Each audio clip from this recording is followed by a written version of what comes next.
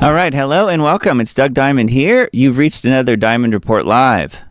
It is Sunday night, January 14th, 2024, 10:11 p.m. Hope you're doing well. Hope you enjoyed that Reese report that we just watched, talking about voodoo and the Clintons. Seems to fit really well with them, doesn't it? I think so. Anyway, greetings from frigid Nashville, Tennessee, which is where I am. I don't know where you guys are, but you can take a look at the map here and see the doom and gloom cold heading our way. You can just see it. It's the chemical ice nucleation. They have it down to a science, don't they? It's about 13 degrees, I guess, where I am. But anyway, yeah, depending on where you guys are, it may not be too out of the normal. But everyone north and west of where we are is pretty cold. So anyway, just wanted to report on that, and you guys can check out Ventu Sky. Some people say Ventusky. I don't know. I think it's VentuSky.com. It's a good website. All kinds of interesting weather events live as they happen, and then pretty good predictions as well. Dane would probably call it the forecast weather. Not the forecast weather, but the scheduled weather, I should say. The scheduled weather. So yeah, I think it's Ventu Sky, and not Ventusky, and that's the reason for that is if you just look at the logo, the word sky is in blue, means you should accent it. I know this because I am a graphic designer in part. It's part of what I do. So yeah, anyway, it's a good website, and along those lines, I've got this other article pulled up from Zero Hedge. I think that's how you pronounce it, Zero Hedge. It is all 50 U.S. states are under active federal weather alerts. Multiple types of weather alerts were implemented in every U.S. state by the National Weather Service, warning that powerful winter storms are slated to hit much of the country. Yeah, slated is the optimum word there. They mean scheduled. Again, that's what they're actually talking about. In a statement posted to X, the National Weather Service warned that a very active weather pattern in every state in the U.S. has an active NWS watch warning or advisory. So there you go. So it doesn't matter where you are, even Hawaii, you have a winter advisory. No, I don't know. But anyway, yes, talking about dangerously cold Arctic air. So they really, again, have this whole chemical ice nucleation down to a science.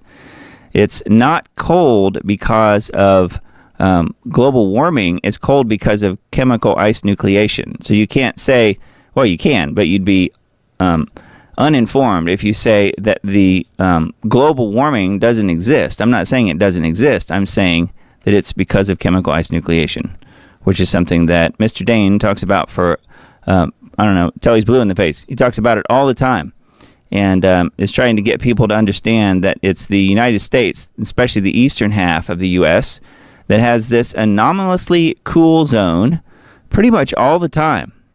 We're cooler in the eastern half of the U.S. than most of the rest of the world, and it's done that way on purpose to make people not really understand what's going on with the rest of the climate across the globe. So anyway, yeah, have a look at this article if you want to. It's on zerohedge.com, and I think Hal is also reporting on it on his site. He's got it. Winter has arrived. Climate tards freaking out. So this is a good example. I don't think, just from my listening to Hal Turner radio show a lot, I don't think Hal necessarily is informed about geoengineering and the global programs going on, and certainly not about chemical ice nucleation. He thinks it's all a fraud. Not the geoengineering necessarily, but just the fact that anyone that talks about the climate must have another agenda and therefore can't possibly be telling the truth, which there are a lot of those people as well.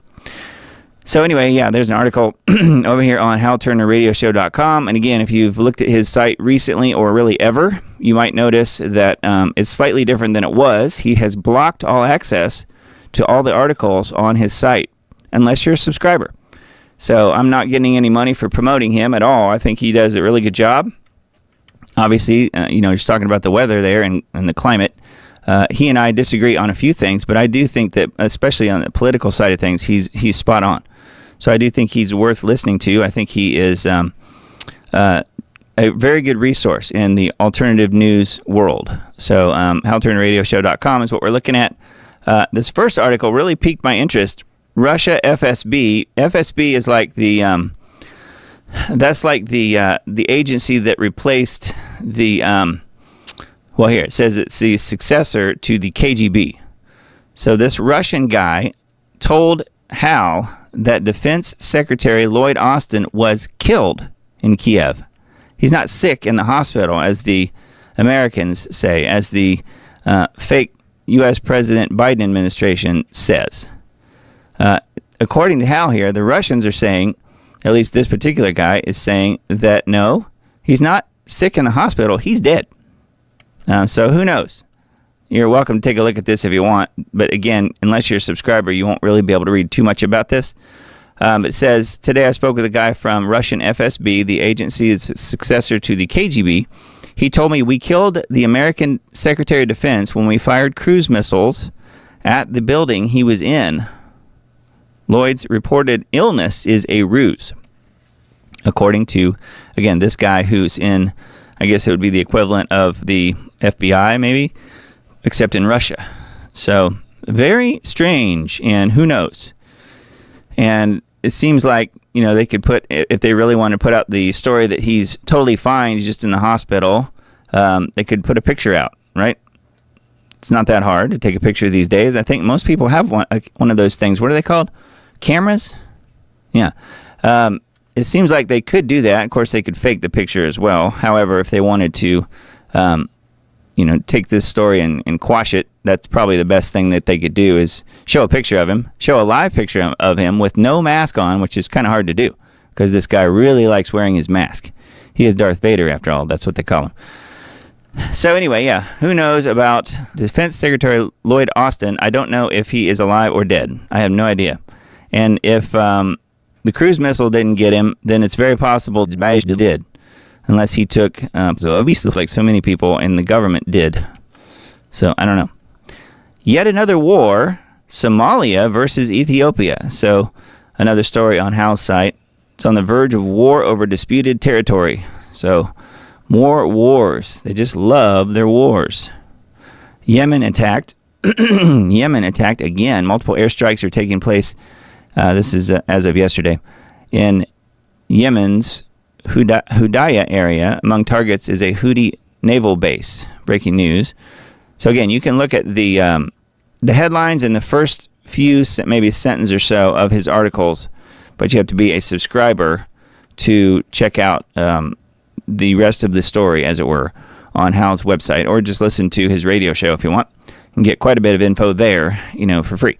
So, but yeah, this has been something that I mentioned on my Facebook page. This particular story a day or two ago. Gonzalo Lira is dead. American citizen and journalist has, quote, died in a Ukrainian jail after being arrested for speaking the truth about Ukraine and its president, Zelensky. Now Zelensky is heading to Davos to receive applause. And let me see what else it says here. Additional financial support from the West, particularly America. The news came from Gonzalo Lira Sr., his dad, who reported that today that his son's life ended in prison. So apparently Hal's got this particular story unlocked on his site. So you can see this one if you want to see more about Gonzalo Lira. I know it's unlocked because I'm not logged into my account on HalTurnerRadioShow.com. So this one apparently is wide open. So you can feel free to jump on that and take a look if you want more info about Gonzalo Lira. And I've seen quite a few of his reports over the last couple of years and thought he did a really good job. And yeah, it was pretty obvious that Zelensky and company were out to get him. And I think they got him. They did torture him a lot, and he talked about being tortured while he was in prison in prison in the Ukraine the first time around, and then more recently he was basically let go and then recaptured again. So it's kind of strange how the whole thing unfolded, but he caught some sort of bug or something and ended up with bacterial pneumonia, and then the U.S. government and no one else stepped in to help him. Which, if you think about it, Gonzalo Lira, who is stuck in a prison over there in Ukraine somewhere, right? And Ukraine is getting all these hundreds and hundreds of billions of dollars from the U.S. government. Gonzalo Lira is basically a prisoner of the U.S. government, wasn't he? Because they were the ones calling the shots, not Ukraine. So it seems to me like the Biden administration actively, or certainly passively, but you could say actively, let this guy die. And had a hand in his death. So praise to Gonzalo Lira. I think he did a really good job. I have no idea if he was a believer or not. I sort of doubt it, just based on some of the things he talked about. But hopefully he's in a better place now. Although, you guys know as well as I do, if he did not know the Lord Jesus Christ, there's a good chance he's not. But I hope that he is. So anyway, we'll talk a little bit more about Gonzalo. I've got a couple other articles pulled up on him in a little bit later in the broadcast. So let's keep moving here. We've got quite a few articles here, not too many, and just a couple more videos. Really, I didn't have a huge number of stuff tonight, so we'll see how things sort of unfold. G. Edward Griffin's Need to Know News, mind-blowing interview: how Google steals elections and targets children with sexual content. Yes, they do both at once. They're multitasking. Multitasking evil, if you ask me.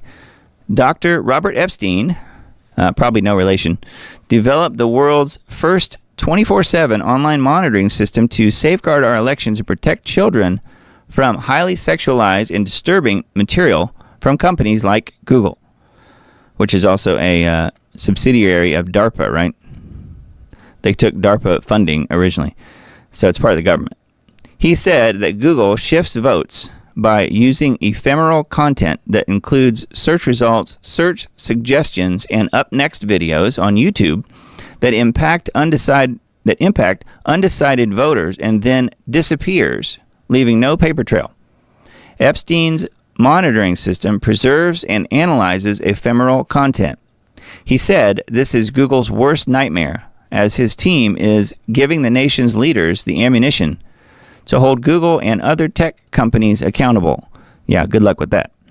But I do know he's doing good work. I've seen him in an interview, I guess probably several months ago now, with AJ, and I thought that his information was really good. But then the obvious question is, so what's anybody going to be able to do about it? Because again, it's the part of the cabal that we're talking about that's breaking the laws. They're going to investigate themselves? I don't think so. Jimmy Dore asked whether the elite donor class that controls both parties is making the decisions, and Epstein replied, again, this guy is Epstein right here, not Epstein that we usually talk about, by saying that he is confused because some of the larger donations to his cause have come in anonymously from the charitable giving arm of some major New York banks. And then Dr. Epstein's wife died in a suspicious car crash in 2019. Probably a coincidence, right? Dr. Robert Epstein. Again, I think he's doing good work. Feel free to look at this article. You do not have to have a subscription to look at this one. Need to know.news.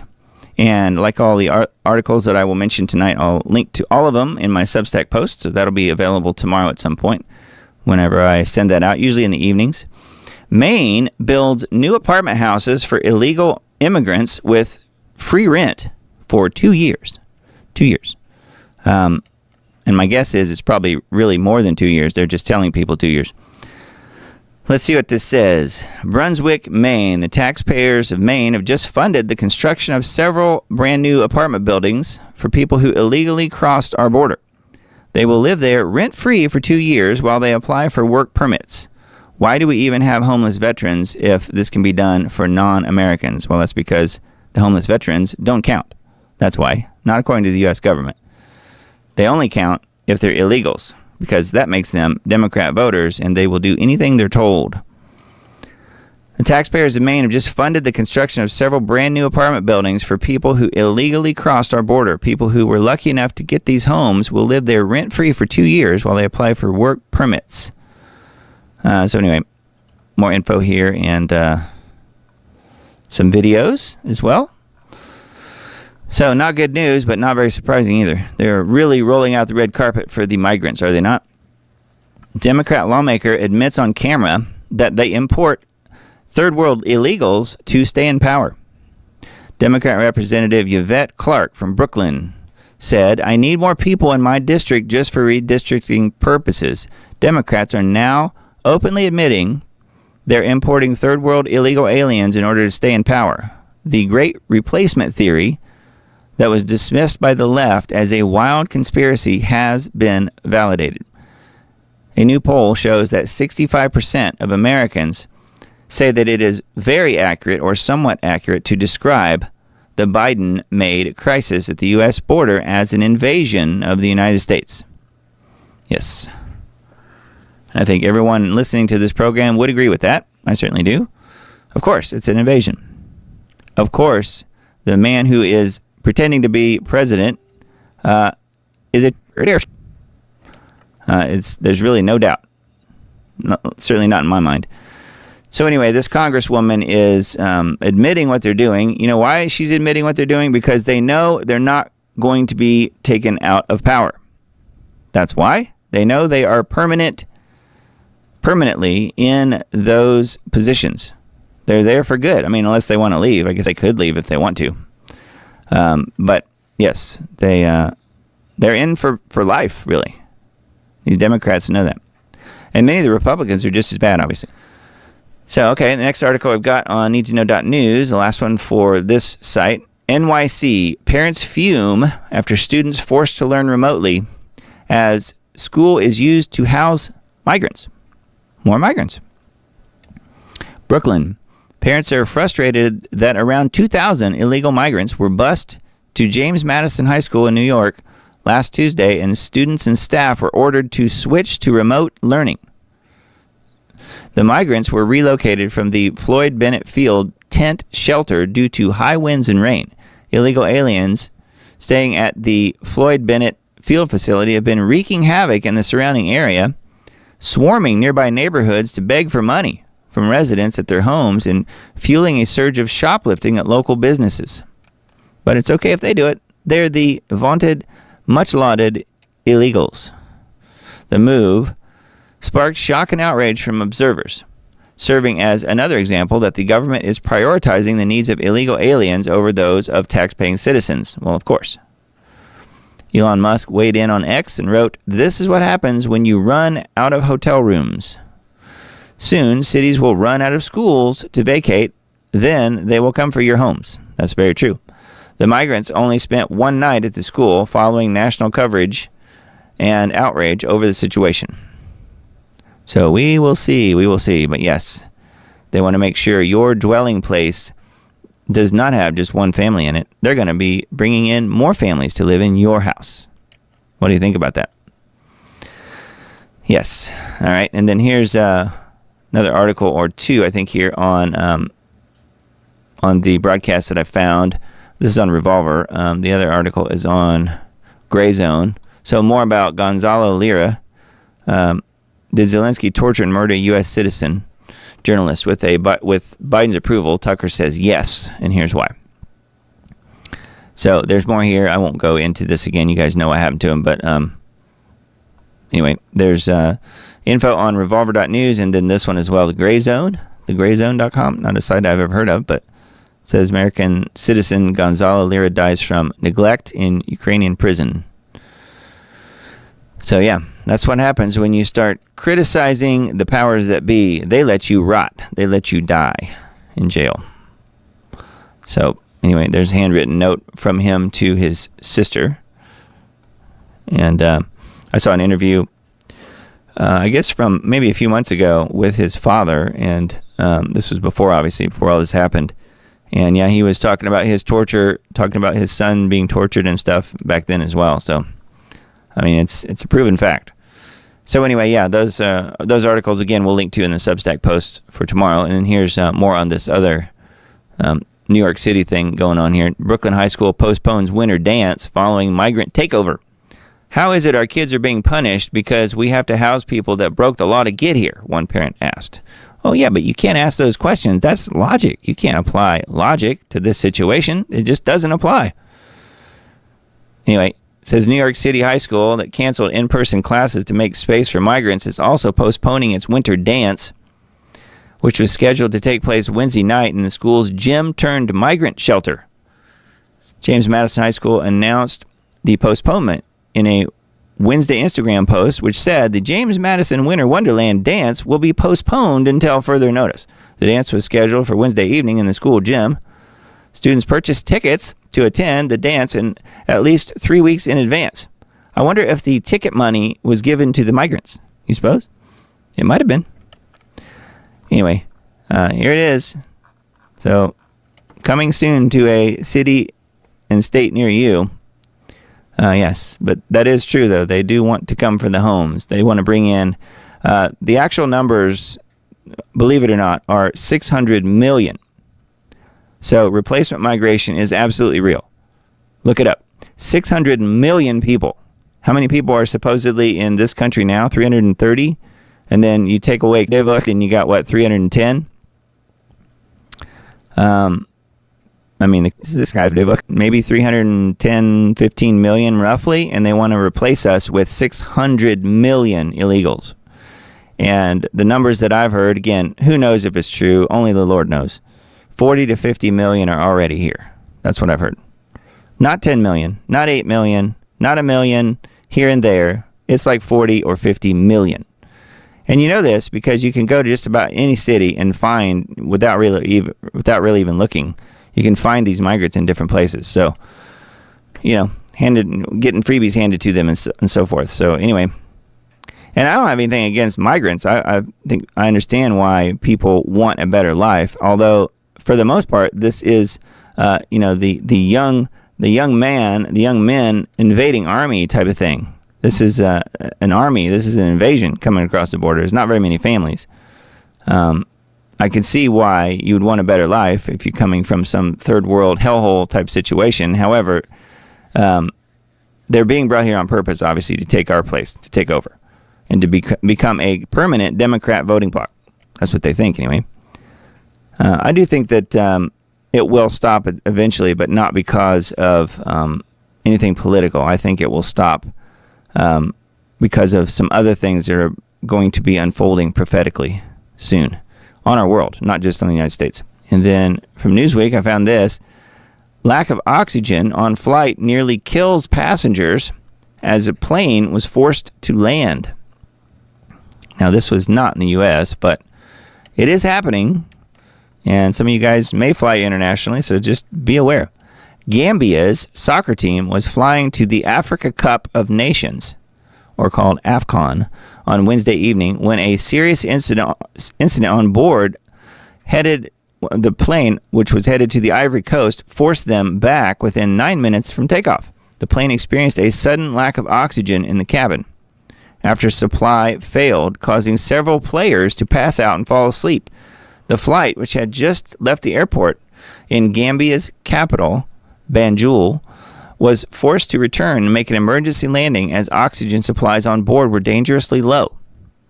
Sadie Janko, former Manchester United player and a Gambia player, wrote on Instagram about the incident, describing how the lack of oxygen affected players.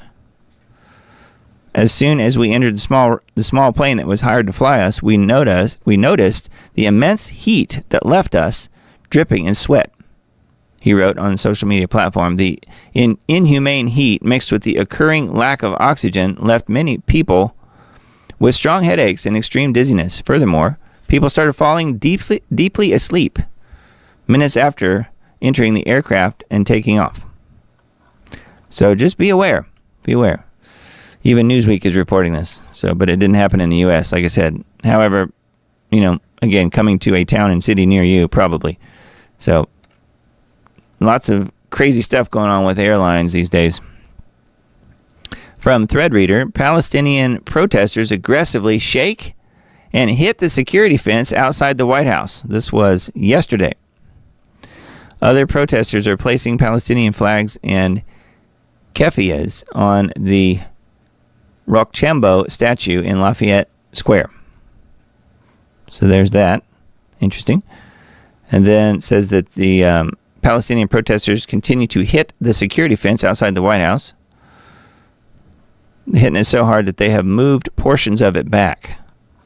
So apparently that happened for a little while, and it said now the crowd is mostly gone. Here's the aftermath of the different items people in the crowd threw at the D.C. police and the Secret Service who were guarding the White House. But that wasn't an insurrection. No, not at all. It's only when mostly white Trump people get together and protest an election. That's an insurrection, according to the U.S. government. This right here was not. No, it was mostly protesting, it looked like, but they were throwing stuff at cops and agents, so that's kind of interesting. Threadreader.com is where threadreaderapp.com is where that is. Revolver, this is another article I found about illegals. The U.S. state is housing illegals in brand new apartments for 2 years while hundreds of vets remain homeless. So this is really more on that same story. This is going on in Maine, Brunswick, Maine. Probably in other places too. This is just where it's being reported on. Ecuador is restoring law and order and showing the U.S. how easy it is to do. The situation in Ecuador has rapidly deteriorated from peaceful to chaotic, courtesy of criminal gangs attempting to seize control of the country. And while the situation in Ecuador is undeniably grim, it presents a valuable lesson for the U.S. Despite the severity of the crisis, Ecuador's military response has been exemplary in restoring law and order, a concept that today's Biden regime seems to have little interest in trying. Yes, that's because they're working for the other side. That's why. Anyway, it's talking about what's going on in Ecuador, and then comparing that to El Salvador. Says, tragically, our southern neighbors are on edge, and even the traditionally calm nations starting to unravel. This is troubling for us, particularly as we face an ongoing invasion at our southern border. While President Bukele, I think that's how you say it, has revolutionized El Salvador with his law and order agenda, other countries like Ecuador are spiraling into chaos. And then here's a tweet. You know which country is not worried right now about being overrun by crime? El Salvador. President Bukele jailed over 65,000 gang members, and homicides fell by 92%. So that is what you do when you want to take control over a situation. So good for him. Hopefully he'll be able to stay in power for a little while, huh? So yeah, El Salvador has got their issues under control, and Ecuador, who knows? Still too early to tell, I guess. So anyway, that's on revolver.news. All right, well, let's keep moving here. We've got quite a bit more to talk about tonight. The CERN report again. Second largest foreign owner of U.S. land is a member of the CCP. The second largest owner of U.S. land. And we know who the largest farmland owner in America is, right? Bill Gates. So this is talking about a Chinese member of the CCP guy owning a lot of the U.S. land. Member of the Chinese Communist Party is the second largest foreign owner of U.S. land, according to the Daily Caller. Billionaire Chen Tianquao, founder and chairman and CEO of Shanda Group, the Shanda Group, owns around 200,000 acres of land in Oregon. According to Land Report, his involvement with the CCP ranges from membership to executive roles in the CCP-linked organizations, the DCNF reports, following a review of Chinese-language media reports. Chen acquired 198,000 acres in Oregon, according to Land Report. The $85 million purchase made the Chinese national the 82nd largest property owner in the U.S. and the second largest foreign U.S. landowner. Bloomberg reported second only to a Canadian family who owns over 1 million acres of Maine. We were just talking about Maine and the new apartments for the illegals. So what if this guy what if he's got all these acres in Oregon for the Chinese invasion? What if he's going to house the military on his land? I mean, is that really out of the ordinary? Is that like an impossible thing to happen? Anyways, I just thought that was kind of interesting. It says foreign ownership of U.S. lands is a serious problem that has rightfully sparked unease among farmers, ranchers, and foresters across the country. In addition to the farmland, Chen also owns various urban properties throughout America, including the Vanderbilt Mansion in Manhattan and the Sealy Mud Estate near Los Angeles. He also owns a 150,000 square foot research facility at Caltech. The Tianquao and Chrissy Chen Institute for Neuroscience. So isn't that lovely? So anyway, yeah. So this is on Discern Report if you guys want to look that up. And again, we'll put it in the Substack post I send out tomorrow. So if you're not on that list, you should jump on there. diamonddisc.substack.com is where it is. You can see the link for it up in the black box in the upper right corner. That's where it is. And then we have the next one. I thought this was kind of funny. This is just a bit ridiculous, but we'll look at it anyway. Ice, ice, baby, why Trump should annex Antarctica. And I'm like, okay, well, it has to be oil. Is that what they're talking about? So here's what it says. One of the zanier moments of Trump's memorable presidency, and I'm not a Trump guy at all. I'm just saying that this article is out there and I wanted to report on it, really mostly because it's Antarctica we're talking about here.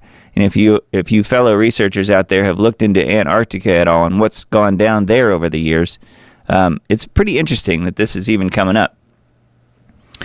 One of the zanier moments of Trump's memorable presidency came when he broached the idea of becoming the first U.S. president to meaningfully expand U.S. territory since William McKinley annexed Hawaii in 1898. Why? Trump asked his advisors in 2019, shouldn't the U.S. pony up to take Greenland off of Denmark's hands? Like so many of Trump's off-the-wall notions, the idea was mocked in the papers and ridiculed on late-night TV, but it was actually brilliant, according to Revolver.news here. In Denmark's hands, Greenland is a sad relic of a former overseas empire occupied by about 50,000 Inuit who suffer from the world's highest suicide rate and are largely dependent on Denmark's welfare state for survival. In America's hands, Greenland would greatly increase America's strategic presence in the Arctic region while also giving it new, largely unexploited reserves of important natural resources, which the U.S. has far more capacity to develop than Denmark. Sadly, the Danes aren't selling, so too bad. Well, I knew it would be about energy, so let's see what this one says. It says, but the dream of a new, greater America need not die there, because in fact there is a vast piece of strategic real estate ripe for the taking that need not be bought or conquered by anyone. Yes, you're thinking correctly. After he successfully reclaims the White House, which I don't think he will, one of Trump's objectives should be to expand America's borders and her economic might by annexing Antarctica. Wait, what? And here you see the the Trump face on the iceberg. That's funny. No, we're serious. Is this some wacky meme idea? Well, obviously, yeah. But at the same time, we are quite sincere. The list of reasons to colonize Antarctica is long, and the reasons not to do it are surprisingly thin. And then it talks about the different reasons. I'll just read the bolded headlines here. Antarctica is full of unexploited natural resources, which they are ready to exploit. Antarctica is neutral because of an obsolete treaty, which that's kind of an important one, I would think. And Antarctica's resources are hard to reach, but not that hard to reach. It says Antarctica will eventually be colonized. Now is the time. So it goes on and on, talking about Antarctica. And, I don't see that happening, personally. What do you guys think about Antarctica? I don't think it's going anywhere. For one, I don't think that it's completely ruled by, let's just say, humans, at least underground. You guys have probably done some research like I have over the last few years, and I think Steve Quayle's book talks about Antarctica and how we did not win the Second World War, and how the Nazis actually did win it, and in fact established a base down there. So I don't know. I don't know what you guys think about it. Let me know in the chat. But I thought that this article was kind of funny. And number one, I don't think Trump's even going to make it to the White House, personally. But even if he did, annexing Antarctica is probably not in his top 10 list of things to do. Just guessing. All right, so technocracy.news. We've got a few headlines we can look at within this site. Genetically modified synthetic milk to hit the stores this year. It's not milk, but they claim that it is identical to what cows make, quote unquote. The claim of substantially equivalent is made for other GMO products as well. Substantially equivalent. Isn't that nice? But it is all marketing propaganda designed to deceive the FDA and consumers. There's a wave of startup companies gearing up to fill supermarket shelves in 2024. So get ready for genetically modified synthetic milk, cow pus. So yeah, yum yum. Anyway, that is on technocracy.news. And next article, shoppers fume at RoboCop in supermarket aisles. Shoplifting has always been a problem, but turning stores into panopticons isn't the solution. Big box stores that exhibit technocratic anti-human behavior by cutting staff and then treating customers like criminals should be shamed into oblivion. SaferPod S1 hoovers up all conceivable data in the environment, including facial scans, audio conversations, movements, and details about appearance. So it's just wandering around in the store, tracking your every move, every breath, everything. So isn't that lovely? So anyways, I don't know what store this is in, but I assume it probably says in the article. But again, this is unfortunately a subscriber-based situation where if you want to read the articles, you have to subscribe. I'm not really condoning that. I'm just saying that's where it is if you want to look at it, look into it further. The third article from the same site, guess what? This week is Davos. Yay. Fake news is what worries the WEF the most. The WEF is afraid of losing control of the great narrative, so this will be the major theme at this year's meeting in Davos. They are deathly afraid of nations electing populist leaders, like the Netherlands, France, Argentina, and the U.S. They have especially pulled out all the stops to get rid of Trump. So, again, this is on technocracy.news, and Davos is coming soon. We've got a little bit more to talk about on Davos here in a sec. And I'm sure we'll have some really lovely video clips in the next week or two on what's going on in Davos as it unfolds. Now, this is, I don't agree with this first sentence, but there's apparently a YouTube channel out there called Antichrist 45 talking about how, according to the guy that runs the channel, that Donald Trump is the Antichrist, which I don't believe he is. I think there's much evidence to prove the fact that he's not the Antichrist. However, this guy seems to think he is. So it says, God made Trump, according to Trump, Antichrist 45. That's what the video here it's linking to and talking about. But this is what's interesting. The Trump Antichrist case has legs and is incredibly interesting. My current speculation is 10% Trump, 10% Obama, and 70% King Charles. Tim Cohen's case is strong. The 10% dark horse, someone out of nowhere, and second coming is 2031. We will see it soon enough. So I highlighted that because that's not that far off from the things that I've been saying for years. Talking about the second coming, not 2031, not 2030, but 2028. That's what I've been saying for years, since about 2019 publicly. But it does mention King Charles is 70% according to the writer here on Daily Crow, which I think is kind of interesting. And the other interesting little thing here, you guys know I've mentioned Craig Bong and some of his videos with Janie Duvall on the show. I've mentioned that before. And I think Bong does say some really interesting things, and I do agree with a lot of what he says. I do like the fact that he's undoubtedly a believer. And what I don't like, though, is he seems to be a rapture guy. He thinks that we're going to be raptured out of here, a pre-trib rapture guy. However, this is something that he came up with, which I thought was kind of interesting.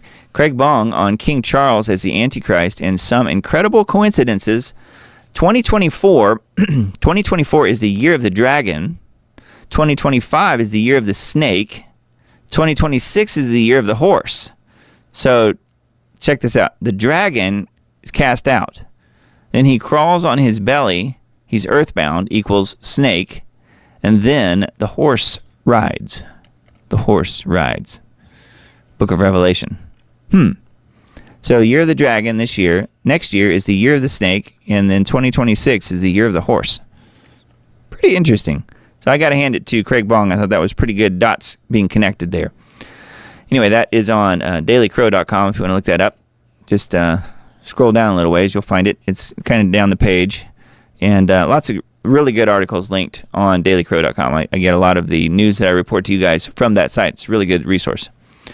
New York Post, rocket set to release the remains of 330 people, including George Washington, JFK, and the Star Trek cast into space. It's a permanent memorial.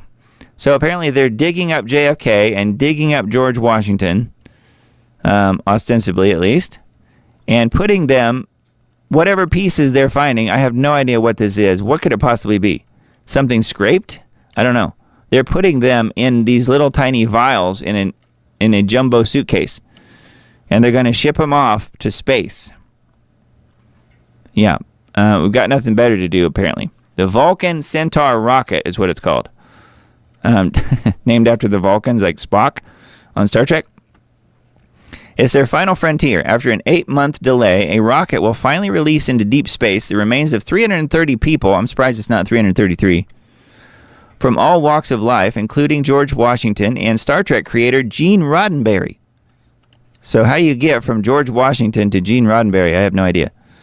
Texas-based company Celestis Inc. Their inaugural Enterprise flight is scheduled to launch Monday from Cape Canaveral, Florida, marking the first time human remains will be released on the moon, and beyond by a commercial company. The 2-stage Vulcan Centaur rocket will drop 62 of the 1/4 and 1/2 inch long titanium capsules, that's like right out of Star Trek, filled with DNA. Yeah, filled with DNA or the cremated remains on the moon in a 6-foot tall, 8-foot wide device called the Peregrine Lunar Lander. It will become a permanent memorial. So they're gonna ship these people to the moon, if you believe that. I don't think I buy that, but whatever. You guys know what I've said about the traveling to the moon, which, this is an unmanned flight, so I guess it's possible. I do think the Chinese actually did make it to the moon. Not people, but their lander. So who knows?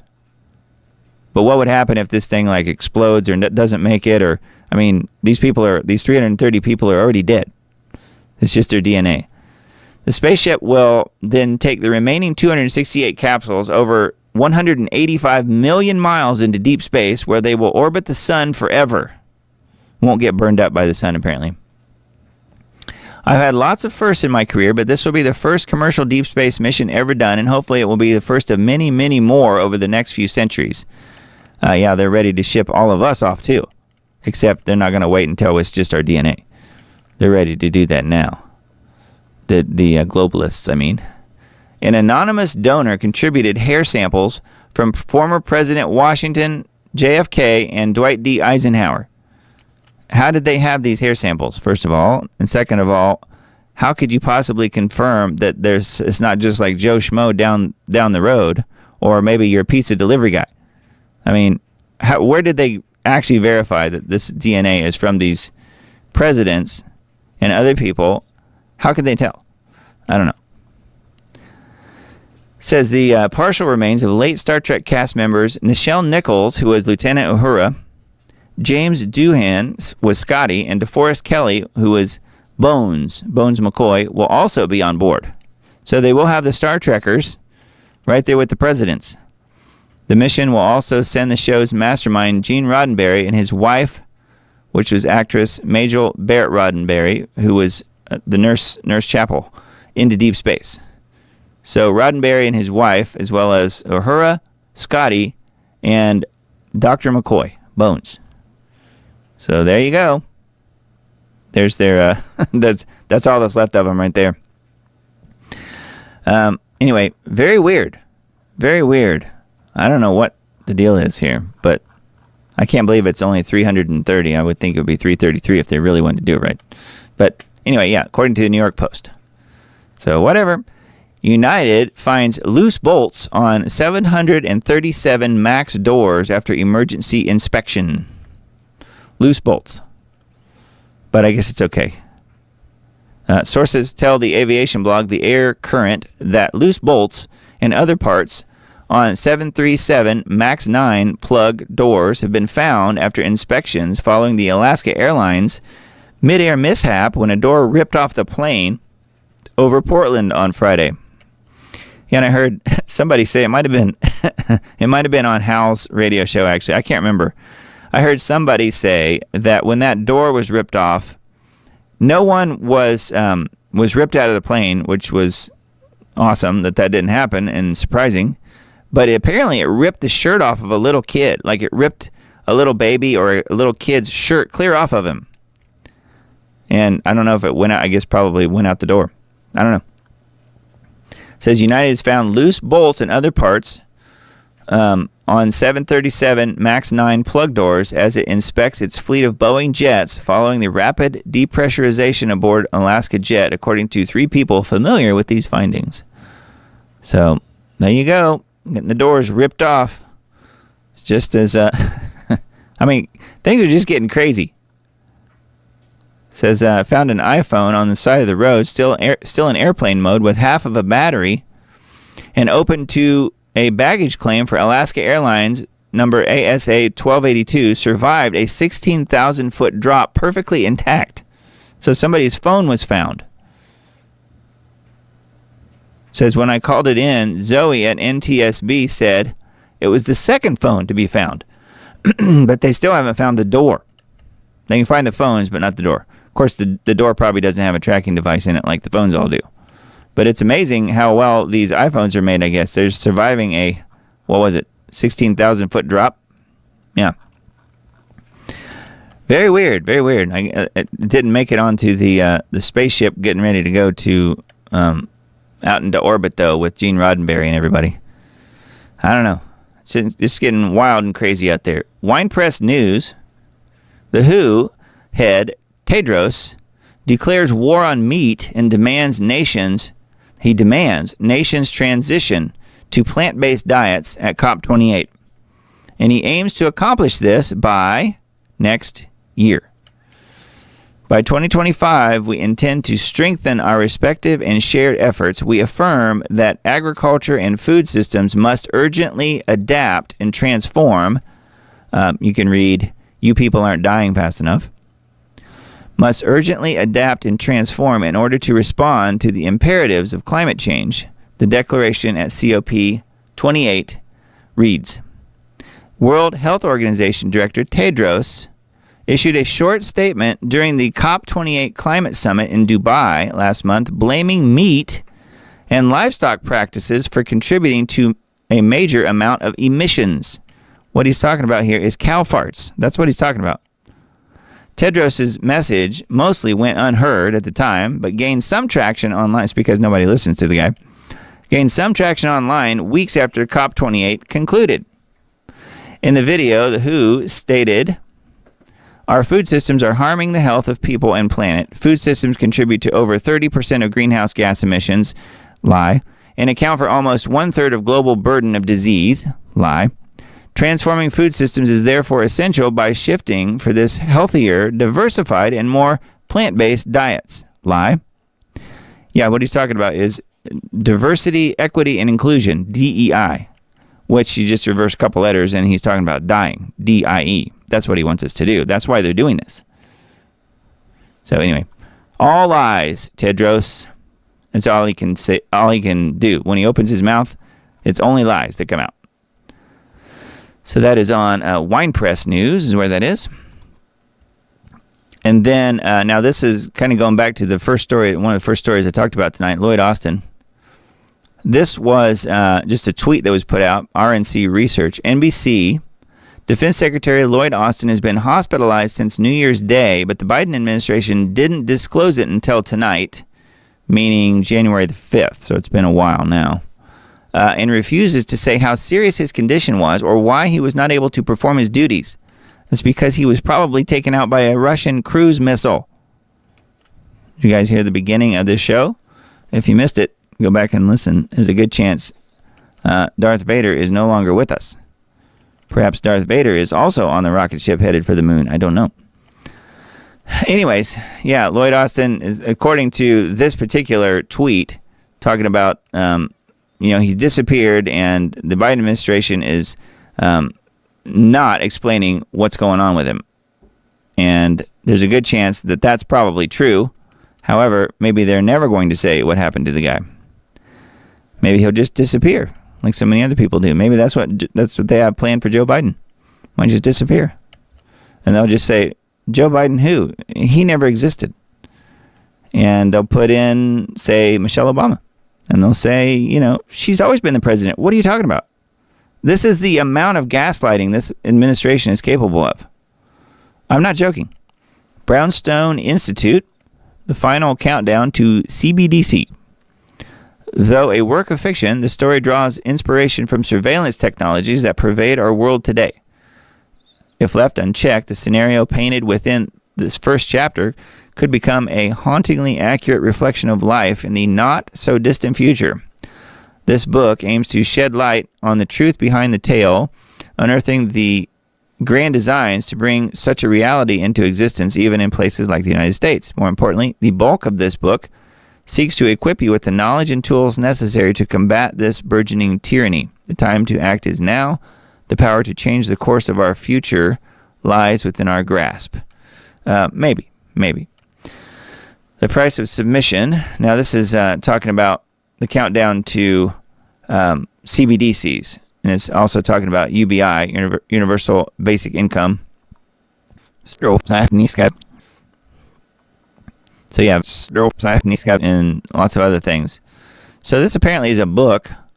This website is brownstone.org. If you care to have a look, there's a lot here. So I don't think this is an excerpt from the book, but it's just talking about this particular book. So yeah, pretty interesting. Final countdown to CBDCs. I do think it's coming soon. Perhaps this year. We'll see. 2024, the year global government takes shape, which is kind of what I'm saying here. Yeah, I think CBDCs are going to play a huge factor in that. Interesting, like lizard-faced, pig-faced people here that they have. Very strange. Here's an arm over here just by itself. This is a very strange, probably AI-based piece of art. Global government is the end game. We know that. Total control of every aspect of life for every single person on the planet. That's the goal. That's been apparent to anyone paying attention for years, if not decades, and any tiny portion of remaining doubt was removed when it was rolled out, and members of the establishment started outright saying it. Yeah, they're not holding back now. It marked an acceleration of the globalist agenda, a mad dash to the finish line. This seems to have lost momentum short of victory, but the race is still going. The goal has not changed. Even if the years since may have seen the agenda retreat slightly back into the shadows. I don't know about that. We know that they want conceptually. We know what they want conceptually, but what does that mean practically? What does a potential global government actually look like? First off, let's talk about what we're not going to see. So I thought this was kind of interesting because this is something that you'll hear people hypothesize about, make YouTube videos about, write books about. And I think that this article on offguardian.org brings up a lot of good points. They are not going to declare themselves. No, there will almost certainly never be an official world government. At least not for a long time yet. That's a lesson they learned from COVID. Putting a name and a face on globalism only foments collective resistance to it. They're not going to declare it themselves, is what this says. They're not going to say this is world government. They're not going to abolish nationhood. You can be sure Klaus Schwab and whoever isn't going to appear simulcast on every television in the world announcing that we're all citizens of the world now and that nation states no longer exist, in part because that is likely to focus resistance, see point 1, but mainly because tribalism and nationalism are just too useful to would-be manipulators of public opinion. And of course, the continuing existence of nation states in no way precludes the existence of a supranational control system any more than the existence of Rhode Island, Florida, or Texas precludes the existence of the federal government. So that's kind of interesting, huh? They're not just going to announce that there's a world government, and they're not going to abolish nationhood. There will never be an overt declaration of a change of system. We will not be told we are united under a new model. Instead, the illusion of regionality and superficial variance will camouflage a lack of real choice across the political landscape. A thin polysystemic skin stretched tight over a monosystemic skeleton. Capitalism, communism, socialism, democracy, tyranny, monarchy. These words will steadily dilute in meaning, even more than they have already, but they will never be abandoned. What globalism will bring us, I suggest, is a collection of nation-states, largely in name only, operating superficially different systems of government, all built on the same underpinning assumptions and all answering to an unelected and undeclared higher authority, like Klaus Schwab and the World Economic Forum, of course. But who's above that? This is a quiz. You've been paying attention? Who's above the World Economic Forum? Who do they answer to? King Charles. Yes. Which this show and many others are saying King Charles is the biblical Antichrist. It's just a matter of time. Or if he's not at this moment, he certainly will be very soon. So this is where they're headed with globalism. Now, it says the only other major aspects missing are the mechanisms by which this rough model could be transformed into a flowing network where all corners are eroded and all genuine sovereign powers become entirely vestigial. This is where the three main pillars of global rule come in: digital money, digital IDs, and climate action. And I postulate to you, number 3, climate action is going to be the global one world religion.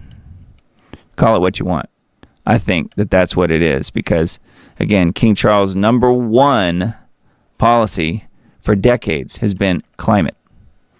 And that's what they're saying here. Climate action is part of the pillars of the global rule. And then it goes into further depth, talking about digital money, lots of details about that, digital identity, and climate action. Climate action is going to be the mechanism by which they control us. Of course, digital money and then digital IDs go hand in hand with the Mark of the Beast system and the Mark of the Beast itself. So, yeah, that's where it's headed. And I thought this article was actually a much-needed piece, a much-needed article about what globalism is really all about and where it's headed and where we're headed, most likely. And they're not going to just say, there is no more United States, there is no more blah, blah, blah. They're not going to say, this is the world government and you have to love us. They're just going to do it. They're just going to implement it. And that's part of what technocracy.news, that website that we often cite, that's part of what technocracy is about. Controlling things through technology. And they don't have to declare things like this. They can just control us by these other means. They think, at least. So anyway, that is on offguardian.org is where that is. Reclaim the Net. For my Facebook friends out there, you might want to have a look at this. Facebook rolls out link history showing how it tracks all the websites users visit. For those still using Facebook, the setting is turned on by default, so just be ready. Facebook, just like the rest of big tech, has historically made a great effort to track users across the internet, even when they're not logged onto the platform, for data collecting and ultimately monetary reasons. Now, reports say that a new way to achieve this has been recently launched by the giant, and notably, for the first time, this type of tracking is made visible, called link history. The new feature is found in the Facebook app as essentially one of the permissions and documents every link a user clicks while using the app. Again, this is the Facebook app. I don't think it's the website, which I've never even installed the Facebook app. However, if you use it, just be advised, you should be able to turn it off. It says, once again, fully in vain of what Google, Microsoft, etc. are doing, Facebook says the change, putting all links in one place, is there for better user experience. And again, habitually, while the feature is not mandatory, it is there by default and hiding behind a pretty solid wall of an opt-out, Whatever the case may be, most users don't bother jumping over that wall, allowing corporations to at once offer a choice, and in most cases have it their way. To turn link history on or off, this is what you do. So you have to be using the app, I guess. Tap any link inside the Facebook app to open Facebook's mobile browser. Tap bottom right, tap browser settings. To turn link history on, tap the little switch next to allow link history, and then tap allow to confirm, or to turn it off, click it again. Turn it blue. To turn link history off, tap the little switch next to allow link history, and then tap don't allow to confirm. So that's what you do. So anyway, there it is. If you don't want to be completely tracked using the Facebook app, I would suggest doing that. And then secondly, when you're done doing that, uninstall the Facebook app. How about that? I've used Facebook for years, but have never installed an app. Never needed to. So anyways, hospital diagnostic errors send nearly 1 in 4 patients to the ICU. Diagnostic errors in the U.S. hospitals are sending nearly 1 in 4 patients to the intensive care unit, according to the results of a new study. Isn't that nice? Just when you thought Big Pharma was on your side, right? I'm joking, of course. In the cohort study conducted by a team from UC San Francisco and the University of Colorado School of Medicine, it was found that 23% of patients either received incorrect diagnosis or experienced delays in diagnosis. Of these cases, 17% resulted in temporary or permanent harm to the patient. The study's results are published in the January edition of the Journal of American Medical Association, also known as JAMA. To determine diagnostic errors, the research team looked at 2,428 records of patients who had been admitted to 29 hospitals across the U.S. in 2019. So this was pre-COVID even. Wow. It's probably way worse now, I'm guessing. A little over half of the patient records were male, 54%, and the average age of the patient was 63. Roughly 2/3 of the patients were white. So that makes it okay. Patient cases were reviewed by 2 physicians trained in error educations. The physicians evaluated medical records for the presence of or absence of diagnostic errors or underlying process issues or faults. Any records marked for fault were then reviewed more closely to determine what, if any, harm was caused as a result of the error. The physicians had to agree on their assessment of the error and harm caused before finalizing their review. A third physician resolved any disagreements. In total, 550 patients experienced a diagnostic error. Of these, 436 patients suffered temporary or permanent harm or death as a result of the error. So let's see, metro.co.uk, whistleblower says the U.S. is hiding a UFO the size of a football field. So more UFO stories in the news here. We've seen that quite a bit lately, it seems like. It says a UFO whistleblower has said the U.S. government is hiding a 12-meter TARDIS-like alien craft that's the size of a football field inside. Former intelligence officer Dave Grush made the comments at a secret presentation reported to have been attended by officials from the CIA, FBI, and Wall Street bigwigs. The date on this article, by the way, is 4 days ago. So it's a new one. I know Dave Grush was in having headlines about him and about what he was talking about with the UFOs and so forth. That was sometime back, earlier last year. It says, according to Mail Online, around 60 people attended the talk in New York, hosted by cryptocurrency advisor.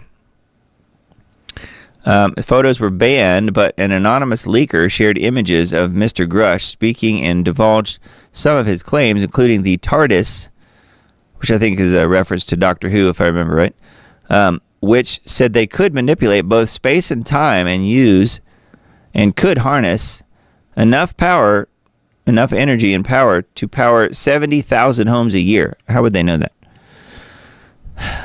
However, they did not provide further information as to how this would be possible. So a little detail there. Anyway, this is on metro.co.uk, and again, we'll link to this article, everything else in the Substack post tomorrow. What do you call a war with China plus a war with Russia plus a colossal war in the Middle East? What do you call that? Did you see that we just bombed the Houthis? Each new day in 2024 seems to bring some sort of a new escalation. And for now, most Americans can ignore all of the fighting because it is all happening on the other side of the globe. Unless you're a flat earther, on the other side of the plane. But how are they going to feel when the U.S. is actively engaged in multiple wars simultaneously, and those wars are directly affecting daily life in the United States? I would say, and we get hit. I do think it's coming. You don't let the bully keep bullying you. Eventually, you punch him in the nose. Do you not? Not that you and I are bullying anybody, but our government sure is. The American empire sure is. They're bombing Yemen. How long is this going to go on before someone punches the American government in the face, i.e. all of us? So, yeah. So this is on themostimportantnews.com is where that is. I think this is a, let me look and see. This might be a Michael Snyder article. I think it is. Looks like it. Based on the bottom, it says Michael there. I think that's Michael Snyder. Anyway, have a look at that if you want to. And the next one, American intel officials warn of risk of Hezbollah attacking the U.S., which is exactly what I was talking about. The Hezbollah has more capability to strike inside the U.S. than other terrorist group, like ISIS, officials say. Yeah, but the American government is evil, and they could do the striking and blame it on the Hezbollah or whoever. And that, obviously, that's happening. It's happened already and will continue to happen. U.S. officials assess that there's a rising risk. The Lebanese Hezbollah militants will strike Americans in the Middle East and even potentially hit inside the United States. Remember, we have a wide open border and people coming across. Some of them are coming across with armaments. We've done stories on that, talked about that before. Iran-backed militant group would likely target U.S. personnel in the Middle East first. U.S. intelligence agencies are gathering data on the Hezbollah that suggests it could be considering attacks on both U.S. troops or diplomatic personnel overseas. The chance for an assault on U.S. soil is also growing as tensions in the region escalate. No kidding. On InsidePaper.com, the WEF is preparing for Disease X. So this is kind of a big story, I guess, because the WEF is happening very, very soon, within the next days or hours. Let's see. It says, insights from the WEF's Preparing for Disease X session. The session is part of the World Economic Forum's annual meeting. The WEF focuses on a long-term strategy for climate, nature, and energy. The session is scheduled for January 17th. So yeah, it's this week. The public speakers for this session are Tedros, the WHO Director General, and these other people who we've never heard of except this guy from AstraZeneca. Additionally, a November 22 update, the WHO brought together more than 300 scientists to examine evidence related to over 25 virus families and bacteria, including Disease X. It's funny how they're calling it Disease X. What's Twitter's new name? Yeah, I think it's very similar. It's funny that they're calling it Disease X. Yeah, and Elon Musk is heading up that company with the X in it. Is that an accident? I don't know. The Stone Zone. You guys know who Roger Stone is. Well, he's out there saying what I think, too, at this point. Michelle Obama will be the Democrat nominee in 2024. I think so, too. Is Michelle Obama gearing up for a run in 2024 to replace Joe Biden? No, I don't think so. But Barack Insane Obama certainly is willing to make her replace Joe Biden because that gives him a fourth term as the U.S. president. Because clearly Joe Biden is not president. Barack Insane Obama is. So this will give him a fourth term if Michelle Obama is inserted into the system here, which She or he may very well be. The U.S. and the U.K. begin bombing of Yemen. Multiple explosions have been reported. Is this something that's even being reported on mainstream media? I don't know. It says the U.S. and the U.K. have launched an attack on Yemen. Who gives them the right to do that? Striking the cities of, and it mentions them, the Houthi spokesperson said. Information Liberation Israel ordered Hannibal directive in all but name on October 7th, top Israeli paper reports. The anti-Semitic conspiracy theory, quote-unquote, that Israel killed many of its own people on October 7th under the Hannibal directive is now being confirmed as fact by the Israeli press. So, conspiracy theory no more. The Israeli military implemented the Hannibal directive during the Hamas attack on October 7th, killing some of its own civilians. And so, get this. This is how they're twisting it. This is how they're turning it around. So, killing some of its own citizens and soldiers to prevent Hamas from taking them as captives back to Gaza. That's why they did it. That's why they did it.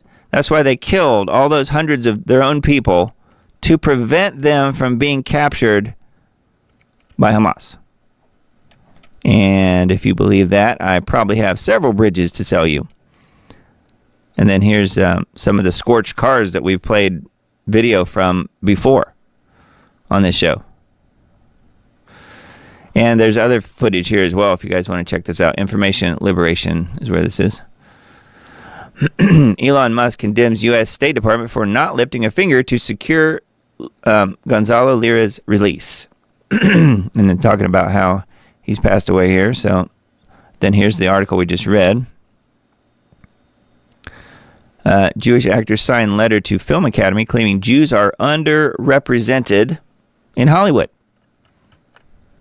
Jews are underrepresented in Hollywood. Again, if you believe that, I probably have several bridges to sell you.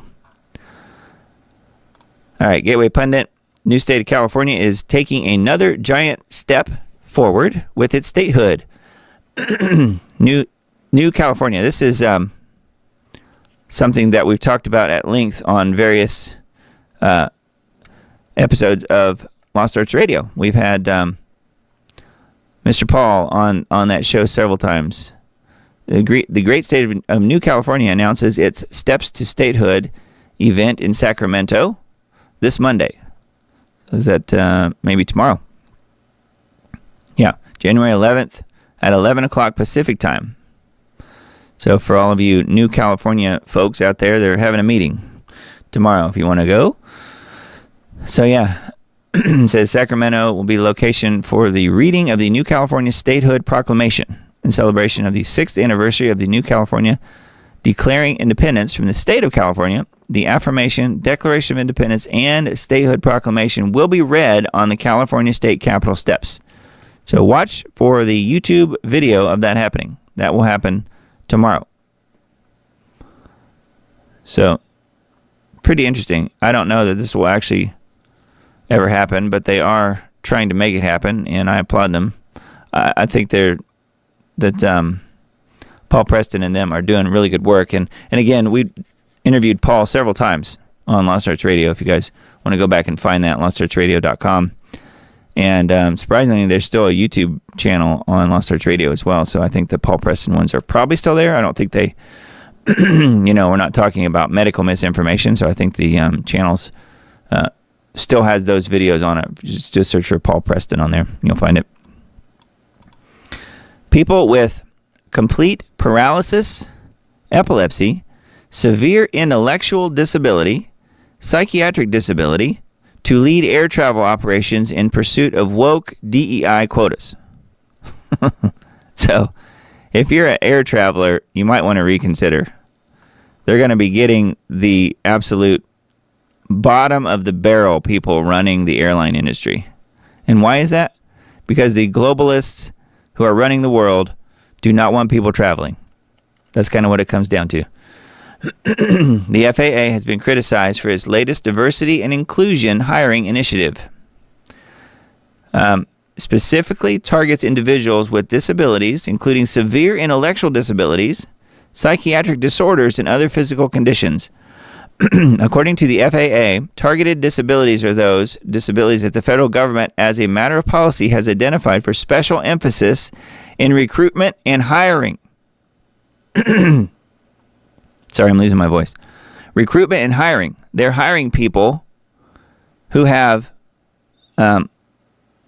hearing, total deafness in both ears, hearing issues, vision issues, blind, people who are missing extremities, people with, which, I could sort of understand that, partial paralysis, complete paralysis, epilepsy, severe intellectual disability, psychiatric disability, and dwarfism. So if you have any of these wonderful symptoms, including if you're a dwarf, you now can go work for the FAA. And they'll probably bring you right in as a pilot, I'm guessing. I don't know. I mean, you could just ask. How many dwarf pilots are we going to have out there? Yeah, Emily says, yet another reason for me to not fly. I know, I don't think I'll ever get on another plane. I already haven't been on one for a long time. Anyway, I thought that was kind of interesting, and yes, there'll be more doors and other pieces and parts of planes flying off in mid-flight as well. So it's not going to get any safer is what I'm saying. All right, nottobe.com. I didn't really have time to go through this site in a lot of detail, but you guys can go check it out. Looking to see if anything kind of is popping out, jumping out to me here a little bit. Pixar is planning on major layoffs this year. Up to 20% of employees could be dismissed, which, the Toy Story movies were kind of funny, but they've gone woke as well because they're part of Disney. Passport forger may have got away with it if she could have spelled Massachusetts. It was the meddling kids that did it. This Vermont trooper dove into a frigid pond to save a little girl. See the footage here. Wow. So anyway, this is on nottobe.com. They have some pretty good articles and videos and things like that. We usually do kind of traverse this website a little bit on this show. I think they do good work. Amateur treasure hunter falls to death in insanely deep pit that he dug in his own kitchen. All right, I got to see this. I feel like there were a great many red flags about this project before this unfortunate fellow met his untimely end. A man died after falling down a 130-foot hole that he dug under his kitchen floor after dreaming that there was gold buried under his property in Brazil. He lost his balance on Thursday afternoon and plunged down the massive pit that he excavated, which ended up being as tall as a 12-story building. He was trying to dig his way to China, it sounds like. The fellow really went all out. Look at that. What do you have over the hole, do you suppose? How did he fall? Why did he just put a rug over it and thought that was going to keep him from falling in? It looks pretty well lit. Yeah, leaning over and looking into that hole like... There's the face. I don't care how compelling your dream is, you just don't do this. Or at least you stop after like 9 feet. The digger reportedly would pay others to help dig the hole, increasing their rate of pay as the chasm grew deeper. Most recently, he had paid others up to $500 to assist his efforts. Wow. This is really strange. Yeah, he falls down a hole he built in his own kitchen. All right. Biden regime ignores U.S. journalists killed in Ukraine, which we talked about that at length already. Seeing what other... Yep, talking about disease acts. I saw that. So let's see here. Well, that kind of explains things. Yeah, that's good. Don't even need any words on that one. Our democracy is on the ballot, at least until we can find a judge to take it off the ballot. Yep. Klaus and the WEF mixing Marxism and fascism with a big bowl of globalism with some crickets and the green agenda. That's pretty good. All right, well, we'll leave it there on that. Modernity.news. This is Paul Joseph Watson's website. Just kind of peruse it real quick. Looks like there's a lot of videos on here. I don't really see anything that's saying read me, but there's some good stuff on there. That's his news site. It used to be Summit.news. I even had a Summit.news t-shirt to support what he was doing, but apparently he's not Summit.news anymore. He's Modernity.news. I don't know why the change. Never did hear. VaccineImpact.com. Naval war expands. 2 U.S. Navy SEALs reported lost fighting Somali pirates. Millions protest in Yemen after U.S. and U.K. bombing. See, this is what we're talking about. Are they even talking about this on the mainstream media? Millions protest after U.S. and U.K. bombing. Turkey president warns that the Red Sea will now become a bloodbath. So yes, the Red Sea will become red like blood, I guess. That's why I said last week, the parting of the Red Sea. Does the entire world now view the U.S. as a dying empire? New BRICS alliance takes on the global food cartel by eliminating the U.S. dollar. Wow. Yep. Just a matter of time before it all goes crashing down, right? The Epstein Beast banking system, a house of cards banking system built on the back of global child sex trafficking. Yep. And then Epstein's sex trafficking in Ukraine. Epstein's child sex trafficking network in Ukraine exposed. And along those lines, let's watch this other video here. I've got one more here that's really a key video. I don't know if you guys have seen it, but if not, you definitely need to. Google shows what appears to be mass graves on Epstein Island. Yeah, how about that? Interesting, huh? Very interesting.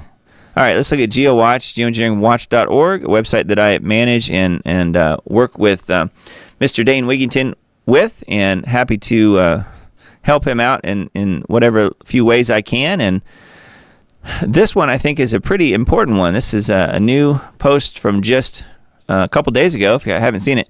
New Hampshire bill to ban climate engineering, 90-second alert. So do you guys want to hear this? I guess we could listen to it. It's just an audio only type thing, but there is a PDF here if you guys want to go to the website and have a look, and or download the PDF. So let me go ahead and play it, and we'll just listen to it. The 2024 New Hampshire bill will attempt to ban climate engineering operations. House Bill 1700-FN as introduced 2024 session. Here are excerpts. The Commissioner of the Department of Environmental Services shall immediately issue a cease and desist order upon the discovery of stratospheric aerosol injection, cloud seeding, weather modification, or other atmospheric polluting activity, including excessive electromagnetic radio frequency microwave radiation emissions. The General Court finds that many atmospheric activities such as weather modification, stratospheric aerosol injection, solar radiation modification, and other forms of geoengineering involving the intentional release of polluting emissions harm human health, state security, and the economy of New Hampshire. It is therefore the intention of the General Court to prohibit SAI geoengineering and other intentionally polluting activities in New Hampshire's atmosphere and or at ground level. Further, on the bill, the following statement is made. Federal programs have become, quote, destructive. How's that for an example to the rest of the so-called elected officials in the divided states of America? Global ecological collapse is already unfolding, but finally a flag of courage from the ranks of governmental officials. All this being said, legislation won't stop the controllers or climate engineering, but it does bring desperately needed attention to the weather warfare crimes. Ultimately, reaching a critical mass of public awareness is the only way forward in this fight, aka the proverbial pitchforks and torches moment. It's up to all of us to look up, speak up, and do our part in the all-important effort to expose and halt climate intervention destruction. Yeah. All right. Well, good. I'm glad to see that's happening, of course. I mean, it may not mean anything, but the point is, it is happening. People are seeing what's happening in their skies and realizing that is not normal. And now you've got at least one state here doing something about it, or at least trying to do something about it. So yeah, this is on geoengineeringwatch.org, posted a couple days ago now, and then this is the show from yesterday, Global Alert News from January 13th, show 440. A weekend of ferocious winter weather could see low temperature records set in the U.S. heartland, which that's part of the goal, is to get those headlines. The chemical flash freezing of the United States is being super sensationalized by all matrix media sources. The geoengineers are doubling down on winter weather whiplash. But what are they telling us? What aren't they telling us? Here's one headline example from this week. Birds drop from trees in extreme 45°C Australian heat amid sweltering 4-week heat wave. There could be no legitimate discussion of climate anything from any perspective without first and foremost addressing global climate intervention operations. Latest installment of GAN, Global Alert News, is below.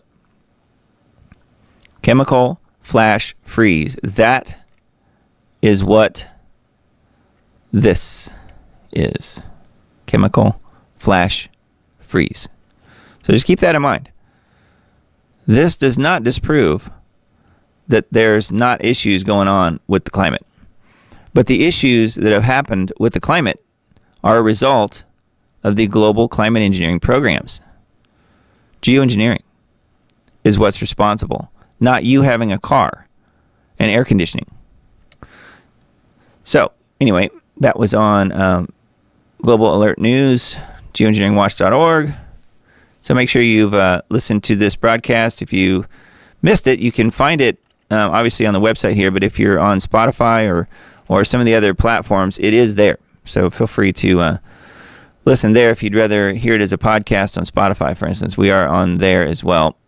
I help Dane with geoengineeringwatch.org and with his weekly radio show. So that's where I'm coming from on that. All right, Israel 365 News. I usually look at this website just to see what's on here. Christians protest Hague genocide case against Israel. So Christians are protesting the genocide case. And who's doing the genocide? Is it the Palestinians doing the genocide? No, it's not. Over 1,000 Christians gathered in The Hague on Thursday for a public march and rally to stand with Israel and the genociders.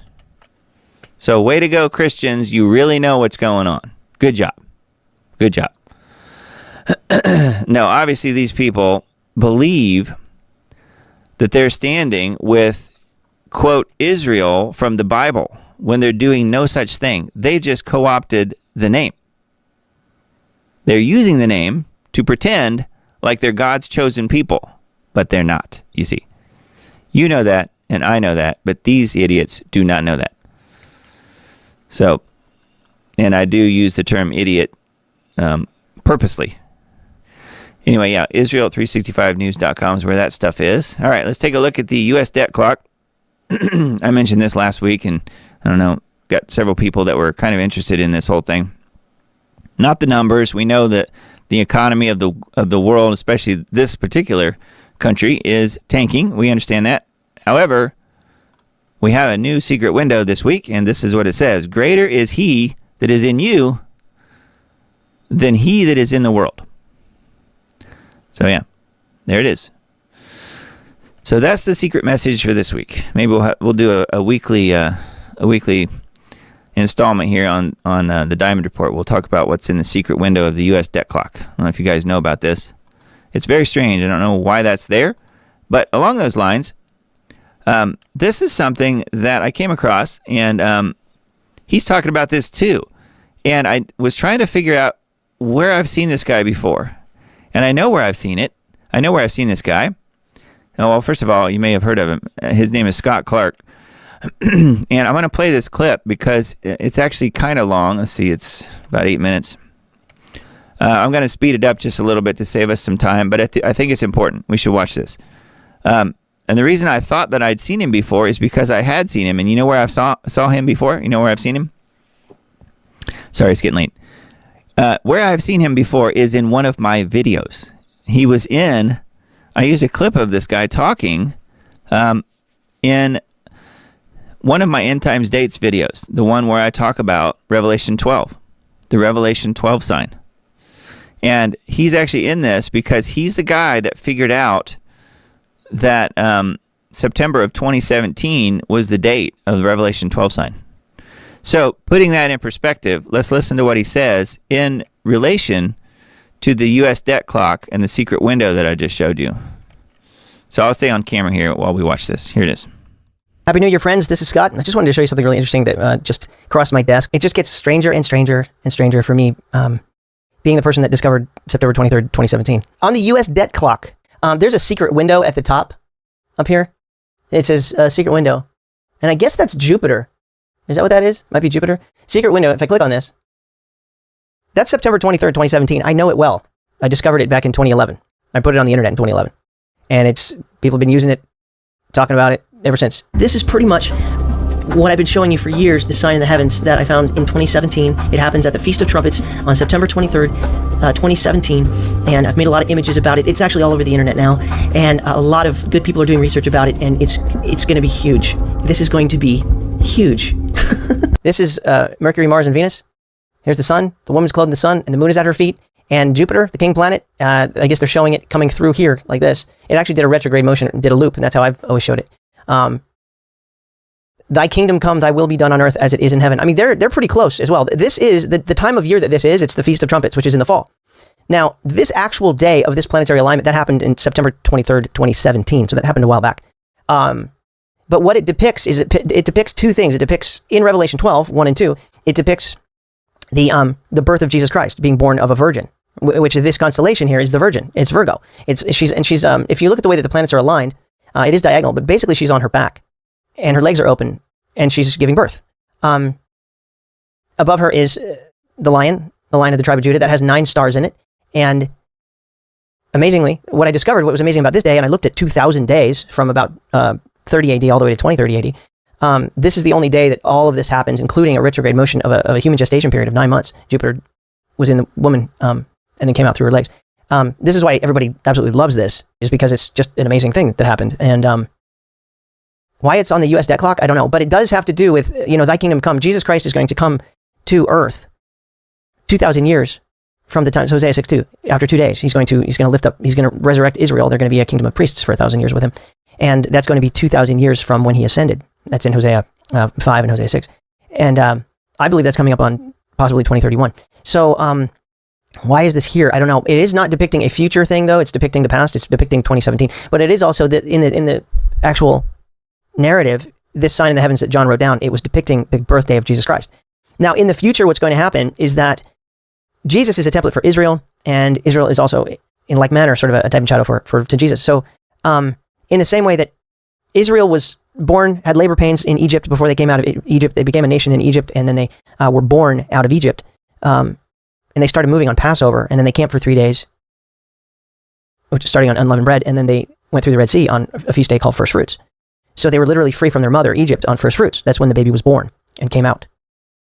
Well, here's the thing, is that Jesus was born from the tomb on First Fruits. He died at Passover, and then he was in the grave for 3 days, and then he was born again on First Fruits. Born again, what that means, Christianity is very confused about this. The term born again, that comes from, well, Peter used it, but also Jesus used it in John 3. That actually means born from the dead. That's what that always has meant, and that's what it means. That's what Jesus meant by being born a second time. Born from the dead. And a lot of Christians think that they're born again because they believe some Bible verses or they believe what their pastor said, but that's not what it means, actually. It literally means born from the dead. Not born from the living, that's your first birth. Born from the dead, that's your second birth. Anyway, Jesus was born from the dead on First Fruits. Israel was born, a nation was born out of a nation on First Fruits. So a living nation gave birth to another living nation through the Red Sea, which has to do with the water birth. But Jesus was born from the dead on First Fruits. So you can see these two, this day has to do with birthdays. It was the birthday of a nation when Israel came out of Egypt, but it was also the second birthday of Jesus Christ when he came out from the grave. Now, the other side of that is that Jesus Christ's first birthday was the Feast of Trumpets, which is what, when the sun is in Virgo and the moon is at her feet, depicts. Jesus' actual birthday. Maybe they're putting this here because we just came through Christmas and they're saying that Jesus' birthday was not Christmas, that it was a Feast of Trumpets. If that's the case, then they're right. Oh, the other point is that Jesus' first birth was the Feast of Trumpets. Israel's second birth is going to be the Feast of Trumpets. That's when the rapture happens. It happens on the Feast of Trumpets. It's for Israel. And it happens at the end of their 70th week. That's what it's there for. It's the finale of the 70th week is a Feast of Trumpets rapture of Israel. So, Israel was born the first time as a nation on First Fruits, and then Jesus was born on trumpets. And then Jesus was born again on First Fruits, and Israel is going to be born again on trumpets. That's how that works. First Fruits and trumpets are the birthdays. Born once and born again. So why is this on the debt clock? I don't know. But if you click the secret window, it's right there. And when Israel is born, when the rapture happens, that's when thy kingdom come happens.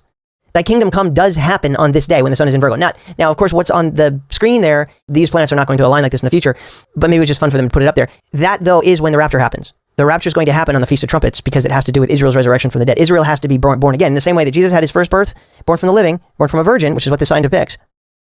He was also born from the dead. So he was born the first time on trumpets. He was born again on first fruits. Israel was born on first fruits, and they're going to be born again on trumpets. Okay, that's how that works. A lot of Christians think, the rapture could just happen at any moment. It's going to happen for everybody that believes in Jesus. No, not at all. It's not going to happen at any minute. It's going to happen literally on the Feast of Trumpets when the sun is in Virgo and the moon is at our feet. That's when it's going to happen. And it's not for the majority of us. It's literally for the nation of Israel. That rapture is not a thing for us. It's for them. All of this stuff is for them. Always has been. But we just want to take it and we want to make it ours. It doesn't belong to us. Thy kingdom come, thy will be done on earth as it is in heaven. Yeah, that's when the kingdom is going to come. On the Feast of Trumpets. Probably maybe in 2031, I'm thinking. But it's really interesting for me to see something that I discovered, just a small part of my work, but some people, it's kind of a big deal to a lot of people, but it's just part of what I do. And there it is. I had nothing to do with putting this here, but there it is. All right. So, yeah, a couple things there. I thought that was pretty good information. Number one, I don't believe that the nation state known as Israel, we just talked about this earlier tonight, is the Israel of the Bible. I think Israel of the Bible is a people, not a nation state created by man. So that one, I would disagree with him on that. He tends to lean toward Israel, the nation state is the Israel in the Bible. No, dude, you're wrong. Now, the other thing is, he's pretty close, I think. He's talking about 2031. And what have I been saying? And he did say 2,000 years after the ascension. I've been saying 2,000 years after the crucifixion. The other thing he was saying was that the rapture happens at the Feast of Trumpets. And what is my timeline here that I've been talking about since 2019? What does it show there, the rapture? Feast of Trumpets. 2028, though, not 2031. I think he's off on that as well. But we do agree on a lot of it.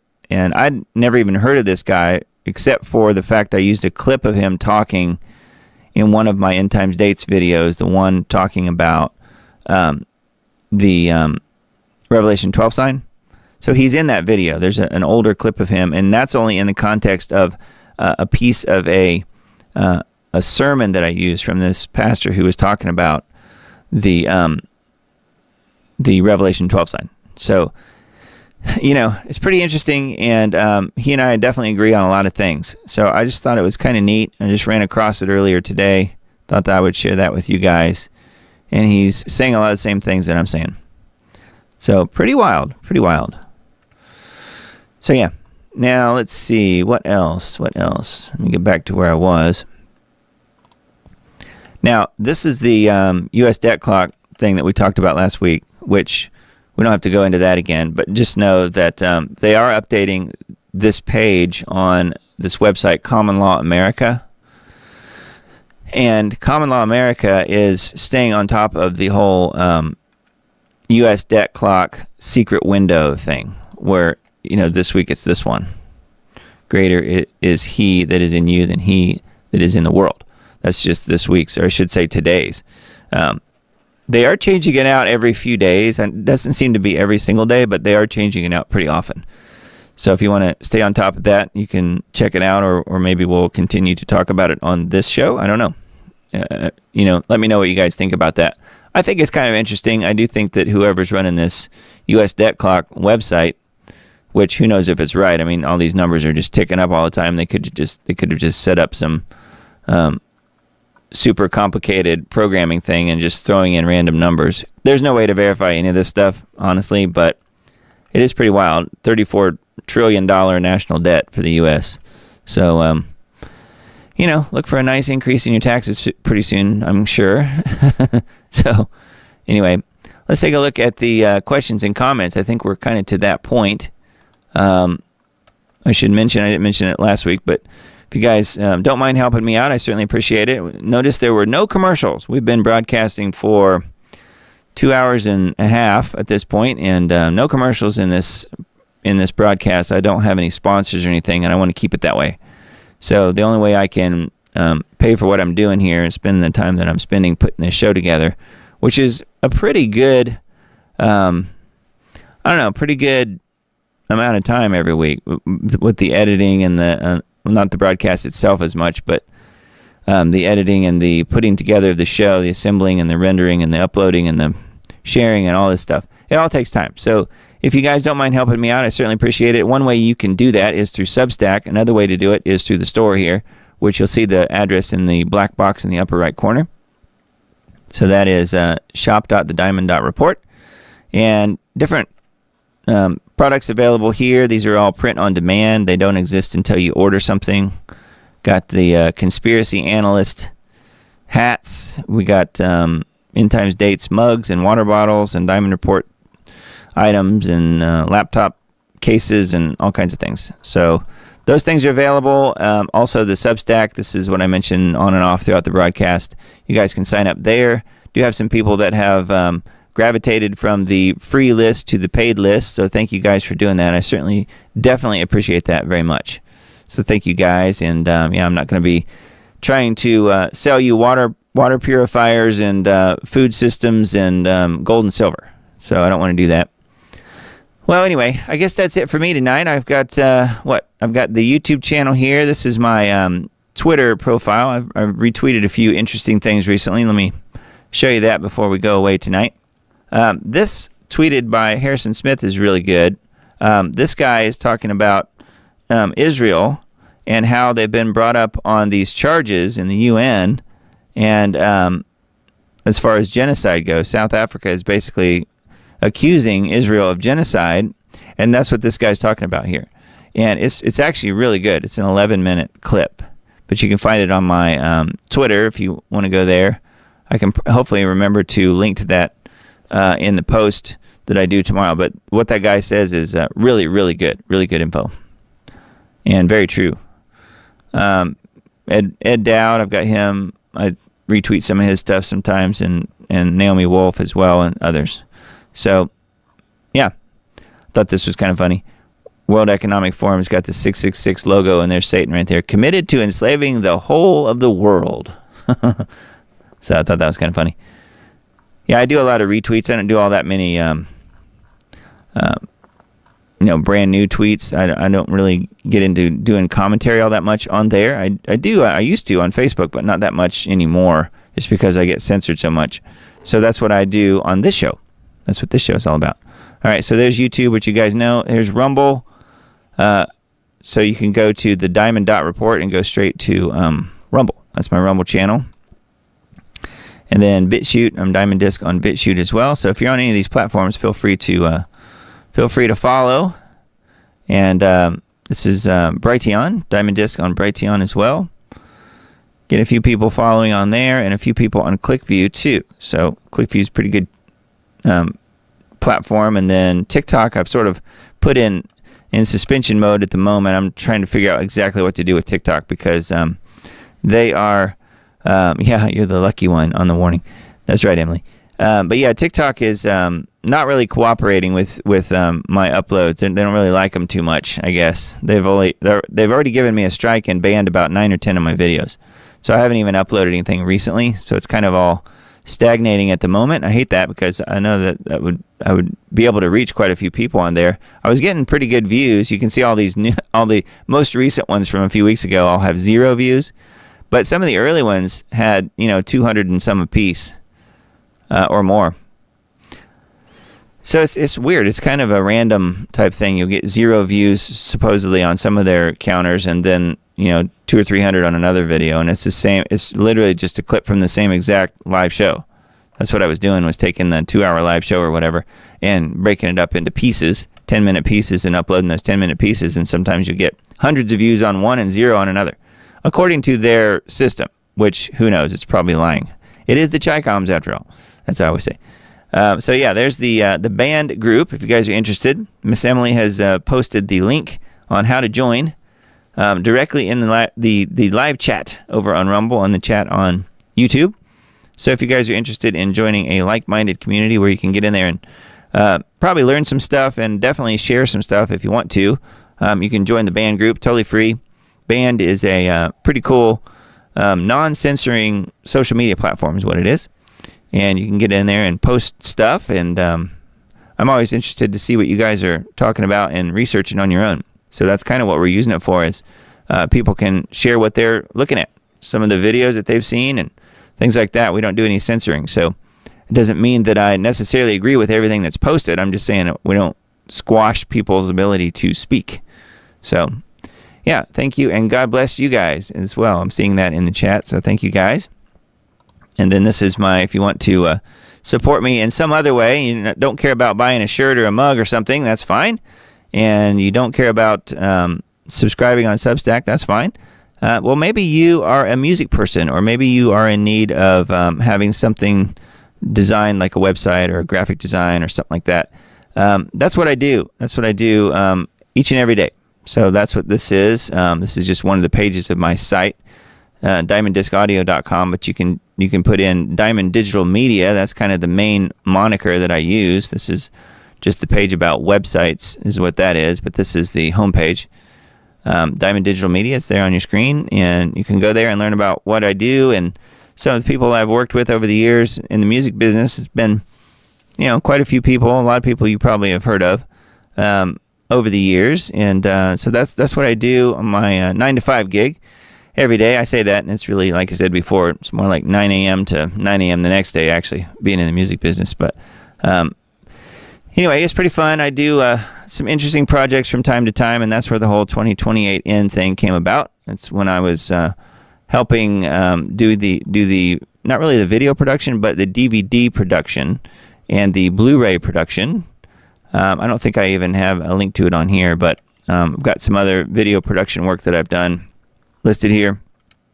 So if you're interested in that at all, it is there on my website, diamonddiscaudio.com or dougdiamond.com. You can get there that way. And I guess that's it for me this week.